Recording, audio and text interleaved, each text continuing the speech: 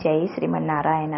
శ్రీ విష్ణు సహస్రనామ స్తోత్రంలో 47, 48 శ్లోక నామార్థాలు. ఇవి రెండు కూడా ఉత్తర నక్షత్రానికి చెందినవి. ఇప్పుడు 47వ శ్లోక నామార్థాలు. అనిర్వినః అంటే వేదనలు లేనివాడు. భగవంతునికి విసుగు, కలవరం లాంటి వేదనలు ఉండవు. స్థవిష్టః అంటే విరాట్ స్వరూపం, స్థూల ప్రపంచ రూపంలో ఉండేవాడు. విరాట్ పురుష రూపంలో ఉండే పరమాత్మకు అగ్నియే శిరస్సు, సూర్యచంద్రులు నేత్రాలు.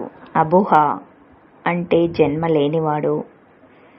ధర్మయూపః ధర్మాలకు ఆధారమై ఉన్నవాడు.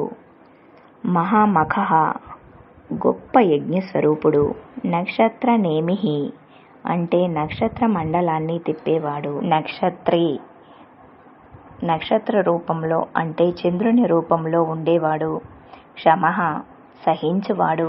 క్షామః అంటే లయకారుడు, ప్రళయకాలంలో సమస్తాన్ని తనలో లయం చేసుకునేవాడు. సమీహనః అంటే సర్వజీవుల హితాన్ని కోరుకునేవాడు. ఇప్పుడు 48వ శ్లోక నామార్థాలు. యజ్ఞః అంటే యజ్ఞస్వరూపుడు. ఇజ్యః అంటే పూజింపబడువాడు. మహేజ్యః అంటే మిక్కిలి పూజనీయుడు. క్రతుః యజ్ఞస్వరూపుడు. యజ్ఞం శ్రీ మహావిష్ణువు యొక్క విభూతి, అందువలన అతనికి అదే నామం ఉంది. సత్రం అంటే నిష్కామ కర్మ పారాయణులైన సజ్జనులను రక్షించేవాడు.